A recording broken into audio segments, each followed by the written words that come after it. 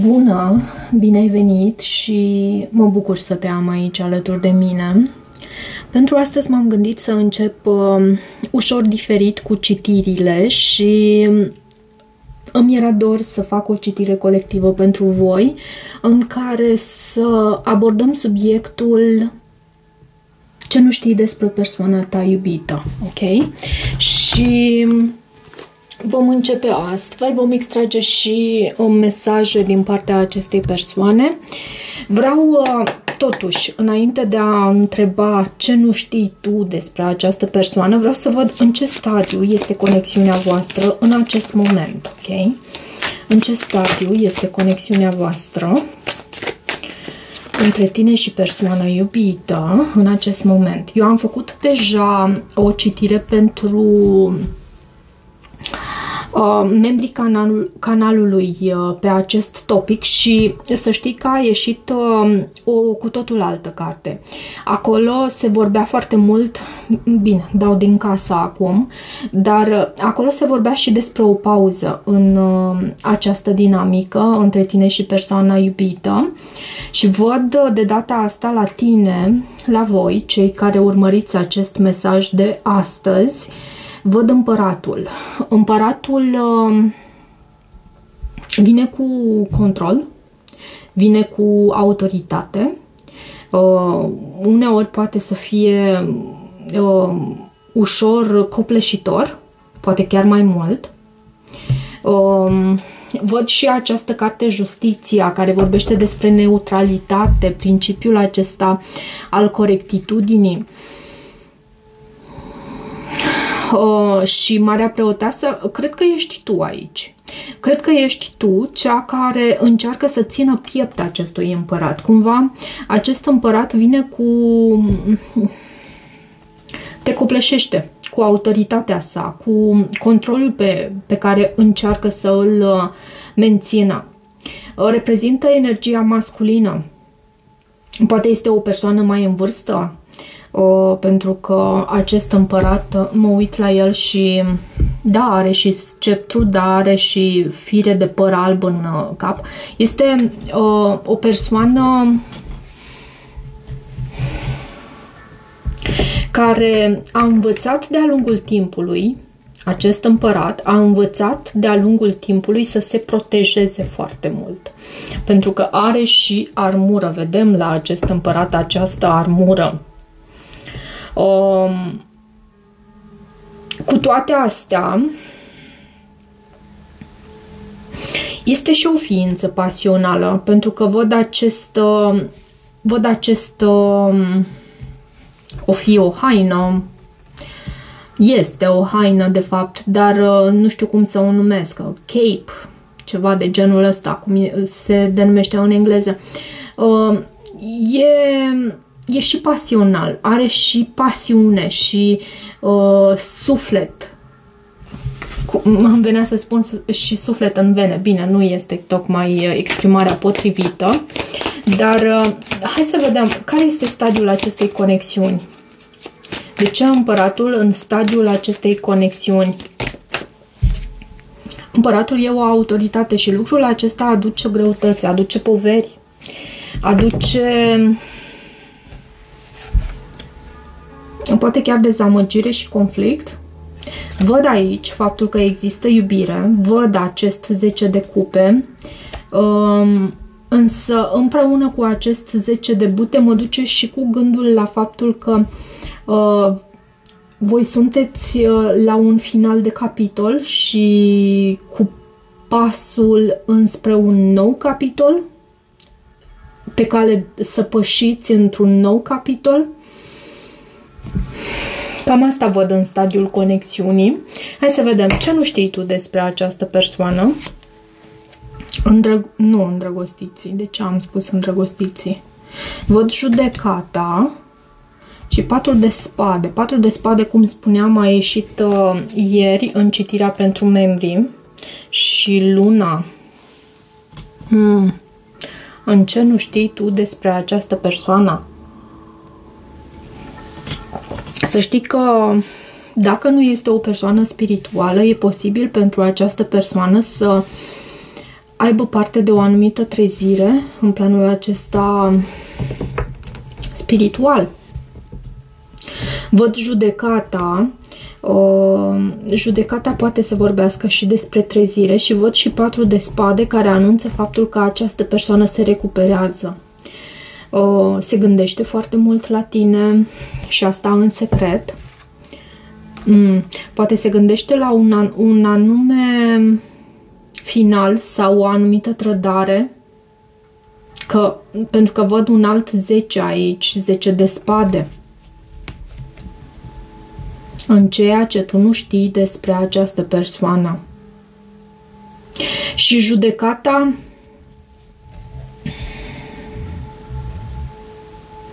anunță faptul, dacă a existat un final între voi, ceva în trecut, ceva cu acest 10 de spade, pentru că fac această conexiune acum, judecata anunță faptul că această persoană își dorește să repare aici, își dorește o a doua șansă, își dorește reconciliere, să vindece. Da, e posibil și la voi să fi fost deja o pauză.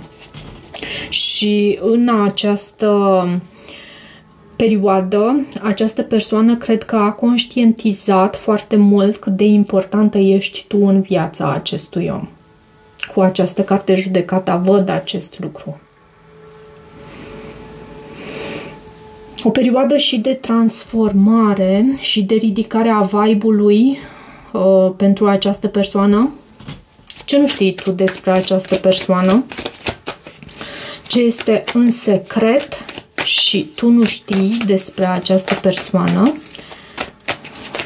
Ce ar trebui să afli tu de asemenea despre această persoană? Ceva ce nu știi. Ce nu știi aici? Poate intuiești totuși, pentru că e posibil pentru unele dintre voi, pentru unii dintre voi să fiți persoane foarte intuitive, foarte mult conectate la sursă și da, poate intuiți mai ușor lucrurile și pentru voi poate că nici nu există lucruri atât de mult ascunse. Le intuiești, nu le știi concret la modul că ai dovezi pentru acel lucru, dar cunoști că acela este adevărul. Ce nu știi despre această persoană? Ce nu știi? Pajul de bâte. Ok. Și 4 de monede.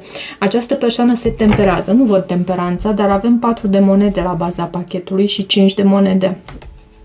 Se cam simte singură și din câte văd eu ar cam veni în direcția ta cu acest faeton de asemenea. Dar această persoană cu pajul de bâte și 4 de monede de aici are foarte mult entuziasm și dorință de a comunica și vitalitate și optimism și poate și dorința de a flirta cu tine, de a avea parte de conversații din acestea mai light între voi. Doar că se temperează, se ține deoparte și lucrul acesta îl face să se simtă și mai singur, să se simtă abandonat, pentru că e clar, din câte îmi dau seama aici, din partea ta, nu prea ești prezent aici pe masă. Bine, nici nu este topicul potrivit pentru așa ceva, dar nu prea ești prezent aici pe masă. Văd faptul că își dorește reconciliere cu tine, văd faptul că își dorește să flirteze, să comunice, dar se temperează, își menține această dorință doar pentru sine, ok? De ce pajul de bâte în ceea ce tu nu știi despre această persoană? De ce pajul de bâte în ceea ce tu nu știi despre această persoană? Da, e vorba despre 8 de bâte și asul de monede. 8-ul de bâte vine cu multă comunicare. În acest 8 de bâte sunt reprezentate săgețile lui Cupidon, toate îndreptate înspre tine. Și pentru această persoană un nou început stabil și comunicare, flirt, reprezintă o oportunitate și toate astea cu tine. Reprezintă o dorință împlinită. Avem 9 de cupe și mai văd și faptul că această persoană are acces la informații cu tine. Poate,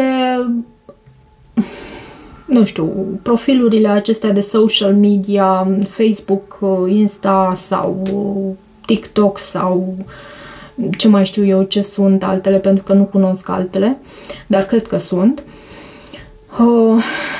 Această persoană are acces la informații despre tine și te urmărește și parcă există și alte persoane din jurul său cu care conversează despre ceea ce află în legătură cu tine. Și parcă există un soi de... E ca și cum tu ai atras toată atenția acestui grup de personaje, printre care se află și persoana ta. Ai atras atenția în totalitate, sunt prinși de ceea ce văd în ceea ce tu ai de transmis. Poate nu ai Facebook, Instagram, TikTok, poate nu ai. Dar cumva poate lucrați împreună și cumva această persoană te vizualizează, te urmărește și își dă seama că e ceva de preț aici, în ceea ce vede la tine. Ce mai avem aici? Cavalerul de bute. Cavalerul de bute e stârnit, e plin de pasiune, și aici iarăși văd această persoană pe această mătură de data aceasta, poate pe, nu știu, în felul în care această mătură se poate referi la felul în care această persoană se deplasează, mașina sau ce știu eu, și te urmărește. Te urmărește. Hot steamy passion. Pasiune intensă pe care o simte pentru tine. Foarte interesant. Deși am văzut aici faptul că în stadiul conexiunii e ceva împovărător. E ceva cu mult control, multă dorință de a controla, de a face ca lucrurile să fie așa cum zic eu hotărăsc. Și poate că a existat și o pauză între voi și văzusem anterior și acel 10 de spade care vorbește despre trădare, despre lucruri din acestea urâte, despre suferință. Ei, dar tot în lucrurile ascunse din partea acestei persoane, lucrurile pe care tu nu le știi, această persoană prețuiește și în același timp își dorește ca lucrurile să fie mai light între voi, își dorește comunicare, își dorește acest nou început cu stabilitate. Poate chiar te manifestă. Simt și acest lucru. Și știi de ce îți spun? Uite, ca să nu crezi că vorbesc doar așa. Uneori vorbesc și ceea ce mi se transmite intuitiv în funcție de felul în care privesc cărțile. Intuitiv mi se transmite, e ca și cum e o chemare pentru mine să transmit o anumită informație. Ei, și aici am spus că această persoană te manifestă și am spus asta pentru că am văzut această persoană meditând în acest 9 de cupe și m-a dus foarte mult cu gândul la manifestare, deși nu avem magicianul, încă nu l-am primit. Și vedem dacă îl primim sau nu. Ce îți ascunde această persoană? Ce îți mai ascunde? Ce nu știi de fapt? Nu ce îți ascunde. Ce nu știi despre această persoană? Ce nu știi despre persoana iubită? Nu neapărat că ți-ar ascunde ceva anume, poate e ceva mai intim sau... Hai să vedem. Cavalerul de spade și 2 de spade. Cavalerul de spade. Cavalerul de spade reprezintă o persoană îndrăzneață, ambițioasă, focusată pe un anume target, care merge în direcția acelui obiectiv al său.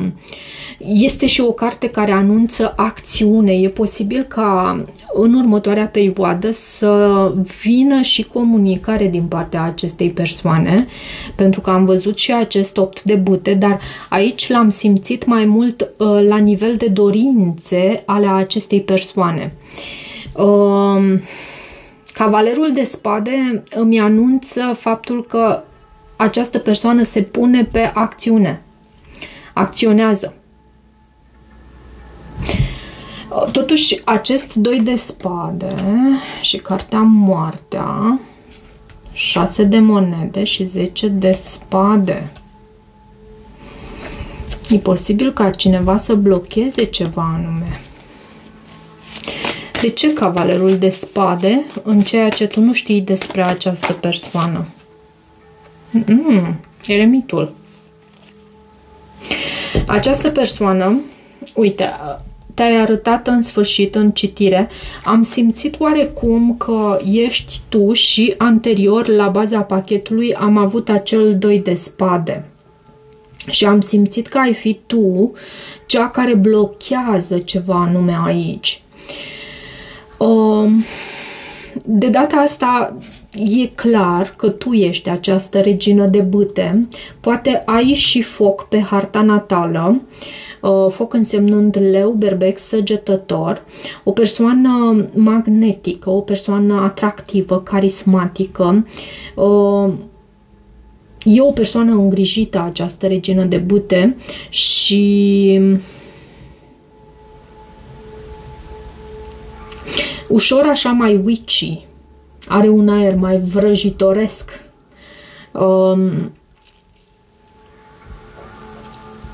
Nu, ea are un dragon aici în spate. Nu prea poți să te joci cu această energie, pentru că s-ar putea să te arzi. Și te vede astfel această persoană.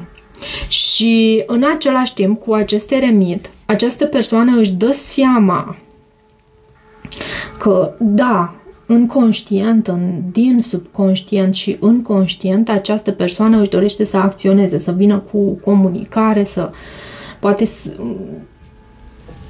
poate renunță la stilul autoritar de aici, cu acest împărat,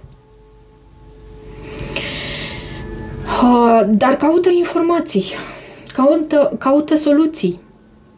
Caută soluții pentru felul în care ar putea să te abordeze.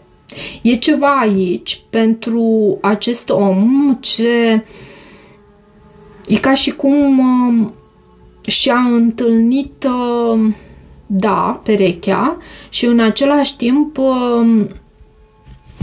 e un termen aici pe care îmi scapă, sincer. E ca și cum și-a întâlnit egalul. Adică acest împărat poate fi reprezentativ pentru zodia berbec. Acest împărat nu se poate juca cu energia ta. Da, își dorește să acționeze, da, își dorește să vină cu comunicare, însă caută și soluții pentru că vrea reconciliere, vrea împăcare și vrea reuniune. Și avem și pajul de spade, asul de spade, 2 de cupe, lumea. Iar la baza pachetului, roata norocului. Știi ce mai simt aici cu acest paj de spade? Simt că această persoană i-a ajuns sau i-au ajuns momentele acelea în care a trebuit singur să caute informații despre tine, să caute soluții pentru felul în care ar putea comunica cu tine. Vrea ceva care să ducă înspre armonie aici, cu acest 2 de cupe, să fie ceva armonios și văd și roata norocului. Da, ea a ajuns toată această suferință. Avem 3 de spade, care poate a fost provocată și din cauza opțiunilor. Avem și 7 de cupe. Avem și acest 7 de cupe. Și oare de ce este această carte Lumea? Poate este și o distanță între voi și cartea aceasta, Lumea, așa cum am spus, poate să vorbească și despre distanță și ea a ajuns. Vrea să schimbe această dinamică. Vrea să fie aproape de tine,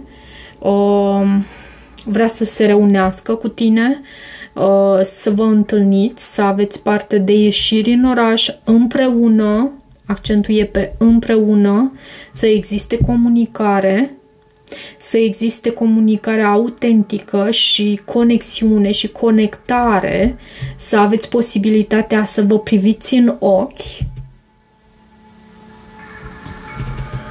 Ok. Hai să văd și un sfat pentru tine, după care vom trece la mesaje din partea acestui om. Ce sfat avem pentru tine? Ce sfat avem pentru tine?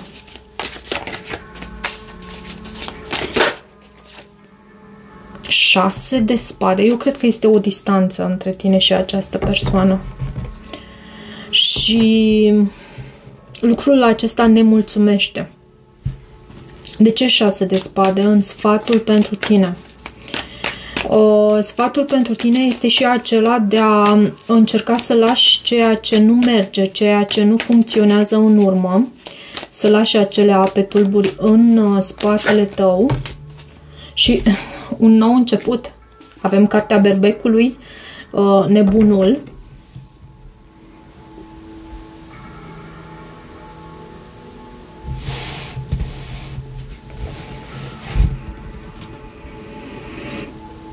E ca un fel de punct și de la capăt aici. Așa simt. Punct și de la capăt. Pentru că am avut lumea.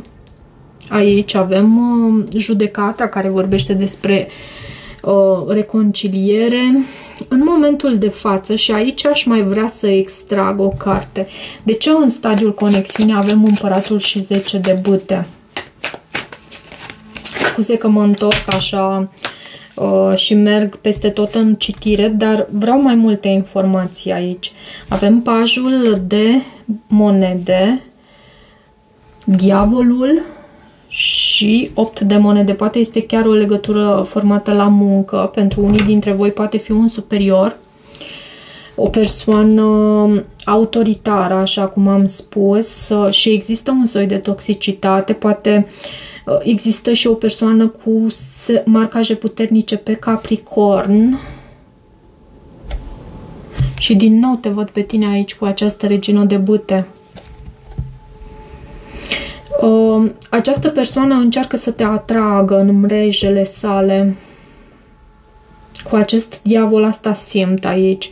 În stadiul conexiunii asta avem. Și îi este greu, să știi, îi este greu, caută soluții, în același timp văd că meditează și a medita nu înseamnă tot timpul să stăm în poziție de lotus și să fim cu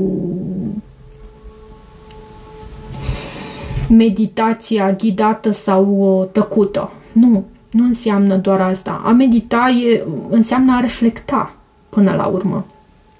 Sau înseamnă și a reflecta. Și această persoană reflectă la modul, sau reflectează? Cred că reflectează, da. La modul în care ar putea să se apropie de tine. Ok, hai să vedem și mesaje din partea acestei persoane. Și vreau să te anunț că am pregătit acest oracol. Se numește Damaged Confessions. Un mesaj 2 din partea acestei persoane. Ești nemișcată și acest lucru îl frustrează la culme pe acest om. Ești în puterea ta. Pe tine te-am văzut de 2 ori la baza pachetului cu această regină de bâte.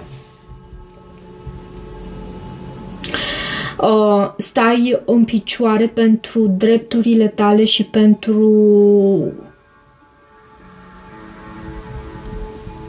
cumva această persoană vrea să vadă că te prăbușești și vii și îi cere ajutorul lui. Jocurile mentale nu lucrează, nu funcționează. Nu că nu lucrează, nu funcționează cu tine. Ok? Deci sunt anumite jocuri mentale pe care această persoană le cam încearcă, doar că nu funcționează.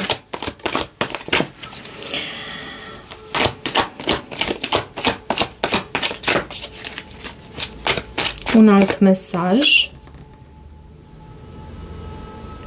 Încă mă gândesc la felul în care tu simți. O persoană care te dorește. Poate că a existat intimitate deja între voi și de asemenea te dorește din punctul de vedere sexual și îi e dor de intimitatea dintre voi. Văd și acest lucru. Hai să mai extrag un card.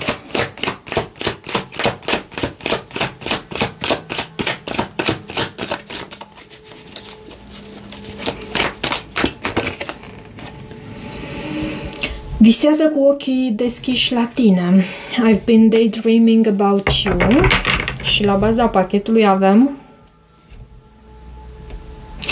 e mai ușor pentru această persoană când are de a face cu persoane noi. Aceste persoane noi nu cunosc cine este el sau ea cu adevărat. Îi e greu să aprofundeze o anumită conexiune aici. Să existe continuitate, să existe vulnerabilitate și la modul autentic, nu vulnerabilitate din aceea gândită, adică uite, acum o să încerc să fiu vulnerabil pentru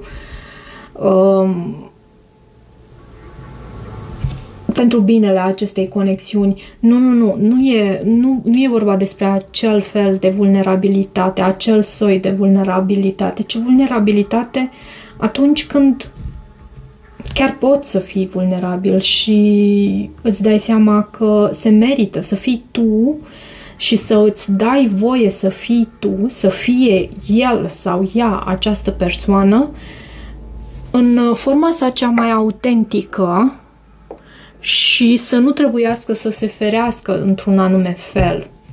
Și această persoană simt că se ferește, se ascunde, pentru că sunt lucruri pe care le judecă sau, cum să zic eu, sunt lucruri pentru care nu se poate ierta. Vreau să mai extrag tot un fel de sfat pentru tine și este din visul șamanului și vreau să văd ce trebuie să știi și să accepti tu în această conexiune cu persoana iubită. Ce trebuie să știi și să accepti tu în această conexiune. Da, e o conexiune nouă, poate chiar, sau această persoană își dorește foarte mult să flirteze și să aducă această conexiune în stadiul inițial, cum era atunci când v-ați întâlnit voi prima dată.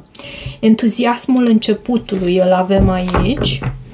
Hai să văd și mesajul din ghidul acestui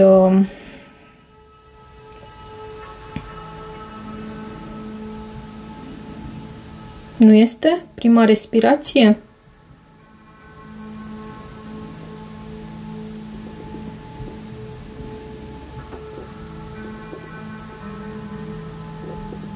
Ba da, l-am găsit la pagina 116.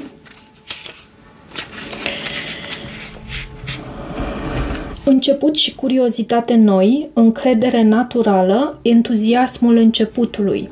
Când îți apare cartea Prima respirație, e timpul să lași în urmă poveștile vechi. Gata, ai ajuns. Respira adânc, încă o dată. Nu mai trebuie să faci nimic altceva decât să privești noua lume care se dezvăluie în jurul tău. Ai încredere în curiozitatea ta naturală. Nu este nevoie să te gândești la cât de dificilă a fost călătoria sau cât de îngustă a fost trecerea pentru a ajunge unde te afli acum. Pur și simplu bucură-te de reușită și experimentează uimirea și minunea de a fi ajuns la destinație, chiar dacă este un loc familiar în care ai mai venit de multe ori. Încearcă să le experimentezi ca și cum ar fi pentru prima dată, căci ești reînnoit. Iar vechiul tu nu te mai privește. Exersează privirea de începător, fără să etichetezi sau să denumești ceea ce vezi și experimentezi. O situație foarte dificilă pentru tine, cu doar câteva zile în urmă? Doar stai cu ea și respiră. Ai depășit-o deja, ai rezolvat-o. Chiar dacă alții nu își dau seama încă, destul de curând o vor face pe măsură ce mergi mai departe. Nu-ți irosi puterea primei respirații transmițând din gură în gură vechea narațiune. Folosește-o pentru noi începuturi, pentru a anima o lume în care te poți juca și crea. Nu subestima puterea respirației tale și magia cuvântului. Încă o dată, nu subestima puterea respirației tale și magia cuvântului. Foarte frumos. Cel puțin mie îmi place. Ok, cam atât pentru această citire, dragilor. Și am ajuns la 32 de minute și nu știu când am ajuns aici. Scuze, nu mi-am propus să vă rețin prea mult, dar dacă rezonezi cu acest mesaj, nu uita să te abonezi canalului, să mai treci pe aici, să-mi lași o apreciere și un feedback, sper eu pozitiv. Eu îți mulțumesc și toate bune!